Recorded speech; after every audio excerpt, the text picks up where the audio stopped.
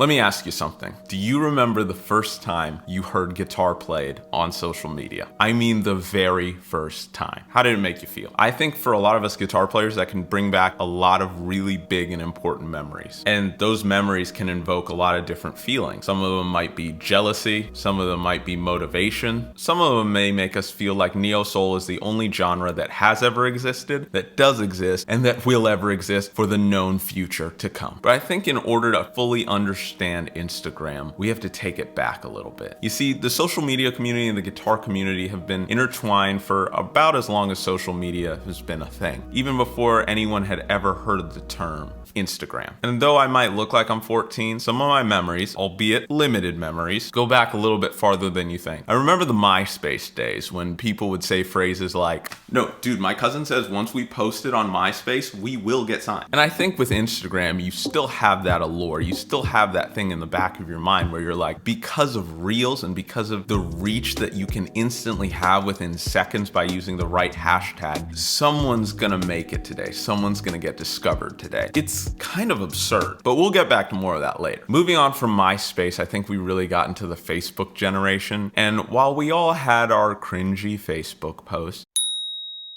I don't really think Facebook had the community building appeal that MySpace had or Instagram has today. Like, you had certain fan pages that you could track your favorite artists, see their new music, but I think in terms of discovering new bands, it never really hit the mark like some of its predecessors or the things to come. But then enter Instagram. Instagram first came out in 2010. And like I said, I may look 13, but I remember when Instagram came out, they didn't have videos, which, looking back on what social media is today and what TikTok is today, that almost feels unthinkable. I can imagine some kid in 40 years being like, "Wait, Dad, your social media didn't even have video? Like, what's even the point of that?" But as soon as you put videos into the picture and let it grow for a couple of years, especially once Vine ended and they made longer form videos, that's when I kind of realized I hate Instagram. Now, if you've been here before, you probably know what I'm talking about. But for those of you who haven't, let me spell it out for you real quick. Having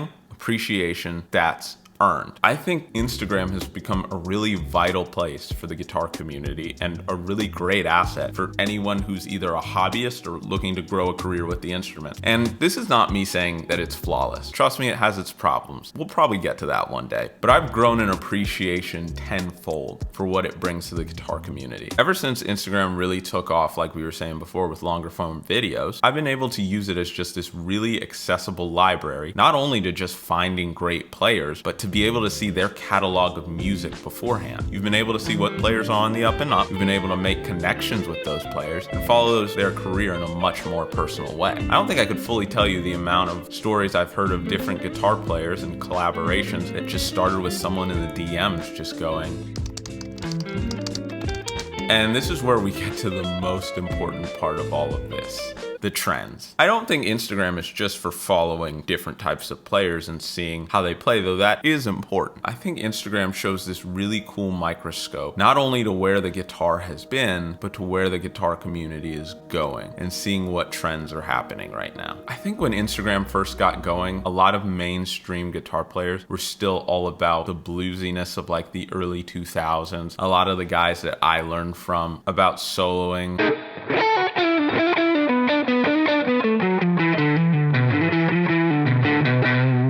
And still pushing the guitar forward on that aspect. Nothing wrong with it. I still love that stuff. It's still mainly the stuff I produce and that I play. But then came neo soul. It hit hard and it hit fast. The single coils, the reverb, the ninth chords. There was something really cool about it. It was like this infusion of jazz as well as hip hop. There was something very new about it. Well, like I said, it incorporated elements of the old school jazz guitar playing with these new hip hop elements in the drums and in the bass playing and in the feel. Just stuff you could nod your head to. That Tom Misch head knob.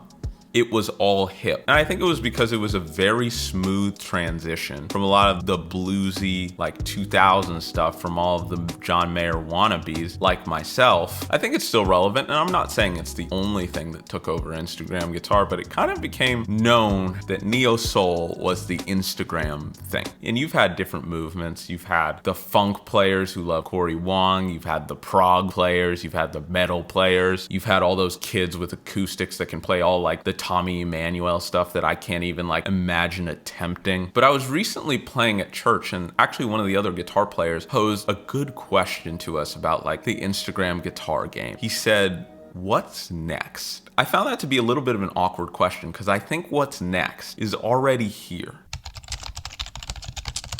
I remember early iterations of math rock, even trying it myself in some very early guitar moments that probably didn't sound that great. It was the odd tunings, the tapping, the 95 different subgenres. And I think with bands like Polyphia, people like Yvette Young and Ichikanito, the sky is kind of the limit for where this type of guitar playing can go. But I kind of wonder how relations between guitar players will change in the future. When I was first learning to play, there was a lot of, like I said, bluesy and soulful stuff. One of the mainstream guitar things that I noticed was two guitar players would meet up, they'd jam together, and the first thing I would say to a lot of people is, you know 12 bar, I know 12 bar, let's just go to that. I don't think blues will ever die, but I think a lot of maybe more mainstream guitar playing might shift at this point. I think we're gonna get a lot into not just soloing and jamming, but I think composing has already started to become a really big thing. And that's why I said I think collaborations amongst guitar players will change. While it's easy to go, you know 12 bar, I know 12 bar, it's a little less easy for two intermediate guitar players to go, oh, you know how to play Playing God? I know how to play Playing God. Some random Lydian licks over that. There's kind of like this higher level of entry in a way. And I'm not saying intermediate guitar players can't learn math rock, but I think, like I said, on a composition level, I think it's gonna change a little bit. And I think guitar players are gonna have to adapt, if that's even the right word to use, to some of the new styles of playing that are really gonna become relevant in the next couple years. And what's after math rock? Who knows what TikTok will bring to us next. Maybe it'll be Midwest jazz country. And I think the final thing that's like super important about Instagram guitar playing is I found it as a really great way to learn. Because not only are you discovering what's next, but you're able to look at those licks and you have people who in 60 seconds sometimes are able to break down and slow down really complicated guitar concepts and teach them to players like myself in ways that are interesting, engaging, and really respectful of my time. But again, I digress. Comment what you think is next. Like, what's the next big genre? What do I need to know about now so that in 5 years, no one is telling me, Mike, you don't know swing jazz, metal, country, rock, jazz, fusion? What are you, a nerd? Are you stuck in 2022? Guys, thank you so much for watching. I had a heck of a time breaking down Instagram guitar. If you know anything more about Instagram or TikTok guitar that I may not have mentioned, make sure to leave it down in the comments. I think by the time this video comes out, we've probably hit 100,000 subscribers. That's the wildest thing to ever think in my mind. So I just want to say thank you. Thank you so much if you've watched any of these videos or if you've supported the channel for any amount of time. It literally means the world to me that you would watch anything that I put out. I'm trying to put more time into these videos, more effort. I've said it a million times. The Josh Klinghoffer video pretty much exploded, and I'm super thankful for anyone who's watched any of the long form stuff for any amount of time. Comment what artists or what other guitar trends you want me to cover in one of the next videos. Make sure to leave a like if you enjoyed this. Make sure to smash the subscribe button. I gotta let you guys know, all the tones in this video came from the Strat. It's literally one of my favorite guitars I've owned recently. If you wanna learn more about this guitar or just wanna find other ways to support the channel, all the links to Sweetwater are in the description. Make sure to check it out. Keep playing, and most important of all, have a fantastic day.